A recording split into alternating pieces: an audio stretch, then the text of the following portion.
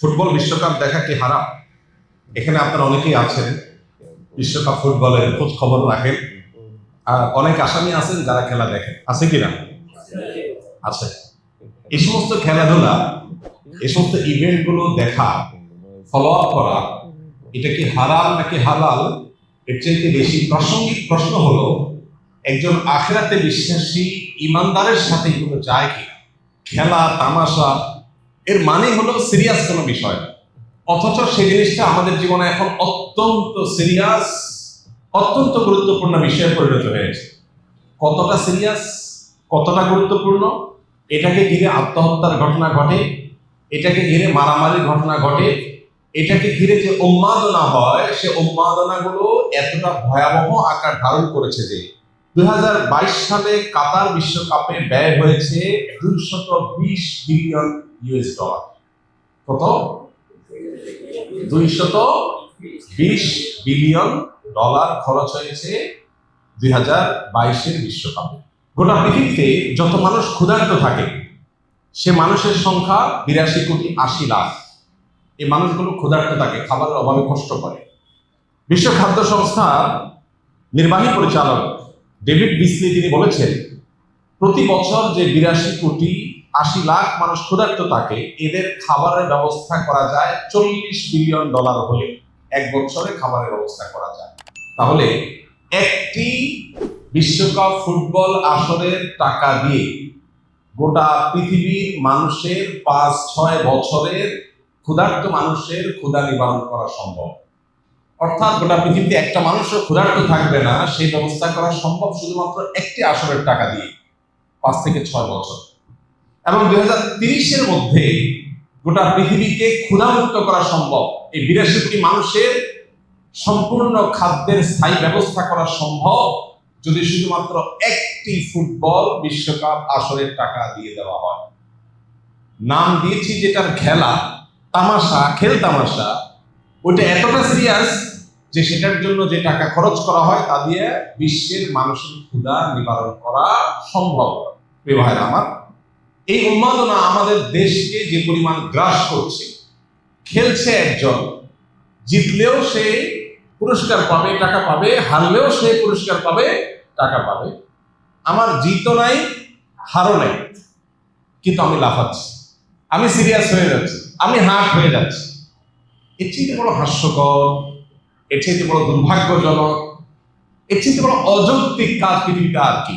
পৃথিবী মুসলমানদেরকে, মুসলমানদের আইডেন্টিটিকে ধ্বংস করবার জন্য যে সমস্ত আয়োজন আছে, এই আয়োজনগুলোর অন্যতম হলো এই সমস্ত ইভেন্টগুলো। এটা বোঝার জন্য পণ্ডিত হওয়ার দরকার নেই, একটু চোখ কান থাকলেই, একটু আপনি চোখ কান খুললে আপনি দেখতে পাবেন যে আপনার আত্মপরিচয় ভুলিয়ে দিয়ে, আপনার আসল গন্তব্য ভুলিয়ে দিয়ে আপনাকে একটা উন্মাদনার মধ্যে সদা ব্যস্ত রাখার প্রচেষ্টার অংশ হলো এই সমস্ত আসলগুলো। একজন মুসলমান এগুলোর সাথে ইনভলভ হতে পারে না। তার বেঁচে থাকার জন্য তো বহু বিনোদনের ব্যবস্থা ইসলাম রেখেছে। দাম্পত্য জীবনের স্বামী স্ত্রীর সুসম্পর্ক, এটা মানুষের বেঁচে থাকার প্রয়োজনে। আল্লাহ বলেছেন লিতাসকুনু ইলাইহা, আদম আলাইহিস সালামের জন্য হাওয়াকে তৈরি করেছেন যাতে করে একে অন্যের মাধ্যমে প্রশান্তি লাভ করতে পারে, ভালো সময় কাটে, মানসিক সুখ হয়। আল্লাহ তাআলা আমাদেরকে যে পরিবার দিয়েছেন, এই পরিবারটা আমাদের কাছে বড় উপভোগ্য। আমাদের মায়ের মমতা আমাদেরকে আনন্দিত করে, পরিতৃপ্ত করে।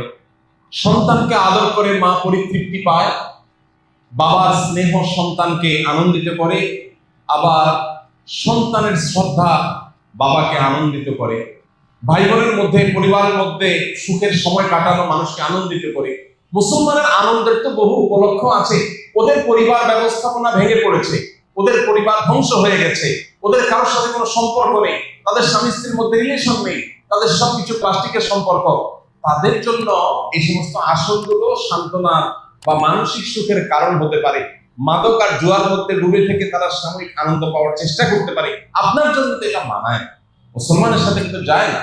আমাদের দেশে যে পরিমাণ জুয়া এর প্রচলন শুরু হয়েছে, প্রতি বছর ফুটবল বিশ্বকাপকে কেন্দ্র করে, ফুটবল ক্রিকেটকে কেন্দ্র করে বড় বড় মনিটরে দেশের প্রত্যন্ত অঞ্চলে খেলা দেখাবার যে ব্যবস্থা হয়, সেখানে রীতিমতো গ্রামের ছেলেমেয়েরা এখন জুয়া এবং বাজি ধরাধরি করছে এবং নিঃস্ব হয়ে যাচ্ছে।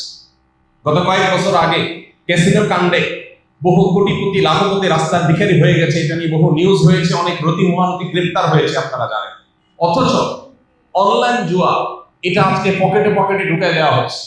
যে জুয়ার বিরুদ্ধে আমাদের সরকার এবং প্রশাসন সংগ্রাম করে চলছে, যে জুয়ার থাবা থেকে সমাজকে বাঁচাবার চেষ্টা করছে, সেই জুয়া আমাদের দেশে সবচেয়ে বেশি প্রবেশ করে স্পোর্টসের হাত ধরে, তথাকথিত খেলাধুলার হাত ধরে।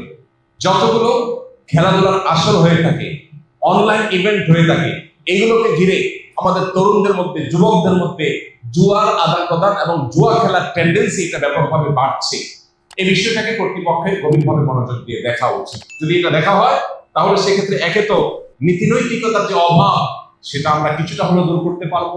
যদি আমরা এই উন্মাদনা থামাতে পারি তাহলে আমাদের তরুণদের মধ্যে যে বহে যাওয়ার প্রবণতা সেটা কিছুটা হলেও কমানো যাবে, জুয়ার যে প্রবণতা সেটা কিছুটা হলেও কমানো যাবে। তরুণদের মধ্যে যে উচ্ছৃঙ্খলা, কিশোরদের মধ্যে যে উন্মাদনা, কিশোর গ্যাংয়ের মতো অপরাধ প্রবণতা বাড়ছে, চাকুশিটা করার, হেয়ালিপনা করার প্রবণতা তাদের মধ্যে বাড়ছে, এটা কিছুটা হলেও কমানো যাবে যদি তাদের মধ্যে দিন চেতনা জাগ্রত করা যায়। আর পশ্চিমাদের তৈরি এই সমস্ত বস্তা পচা সস্তা কৃষ্টি কালচার থেকে সমাজকে বাঁচাবার ন্যূনতম চেষ্টাও করা যায়। কিন্তু কি শোনে কার কথা? দুর্ভাগ্যজনক বিষয়, অনেক নামাজি কালামী মানুষ এই সমস্ত খেলাধুলার খোঁজ খবর রাখে। ভাইরা আমার, আমরা আসুন তওবা করি, আল্লাহর কাছে জবাবদিহি করতে হবে। কোরআনে কারীম সূরা মুমিনুন 18 নম্বর পারার প্রথম সূরা, আল্লাহ তাআলা এই সূরাতে বলেছেন, জান্নাতুল ফিরদাউসের অধিকারী হবে যে মানুষেরা, যারা আল্লাহর কাছে কিয়ামতের দিন সফল ঈমানদার হিসাবে উঠবে, সার্থক মুমিন হিসাবে আল্লাহর সামনে হাজির হবে। তাদের বৈশিষ্ট্য হলো ওয়াল্লাযীনা হুম আনিল লাগবি মুরিদুন, যারা অহেতুক ক্রিয়াকর্ম থেকে বেঁচে থাকবে। নবীজি সাল্লাল্লাহু আলাইহি ওয়াসাল্লাম বলেছেন, মিন হুসনি ইসলামিল মারই তারকুহু মা লা ইয়ানি, একজন মানুষের ইসলাম সুন্দর হবে যখন সে অহেতুক অনর্থক কাজ পরিহার করবে। অনর্থক কাজ করে সে কখনো ভালো মুসলমান হতে পারে না। এই জন্য ভাই, খেলাধুলা যেটা আমার পার্থিব কোনো উপকার বয়ে আনছে না, আখিরাতের কোনো উপকার তো নাই, এরকম একটা অহেতুক কাজের পেছনে শত সহস্র হাজার হাজার ঘন্টা বরবাদ করা, এই উন্মাদনার পেছনে লক্ষ লক্ষ কর্মঘণ্টা ধ্বংস করা, আমাদের শিক্ষা, আমাদের কর্ম, আমাদের অর্থনীতি, আমাদের সবকিছুর জন্য যেটা ধ্বংসাত্মক, যেটা আপাত দৃষ্টিতে কোনো উপকারিতা নেই বললে চলে, এরকম একটা উন্মাদনার পেছনে একটা জাতির বড় অংশ ঝাঁপিয়ে পড়বে, সে দুর্ভাগ্যজনক বিষয় কিছুই না। এই জন্য এটা থেকে ফেরাবার জন্য সেরকম সত্যিকারের দেশপ্রেমিক, সত্যিকারের উম্মাহ প্রেমিক, সত্যিকারের দেশের মানুষের কল্যাণ চায় এরকম মানুষ আমাদের সমাজে খুব বেশি নেই। আল্লাহ তাআলা সেই মানুষগুলোকে তাদের কাজটা করার তৌফিক দান করুন। আমরা ইনশাআল্লাহ এই সমস্ত উন্মাদনা, এই সমস্ত পাগলামো, এগুলো থেকে বেঁচে থাকার চেষ্টা করবো। আল্লাহ আমাদের সবাইকে তৌফিক দান করুন।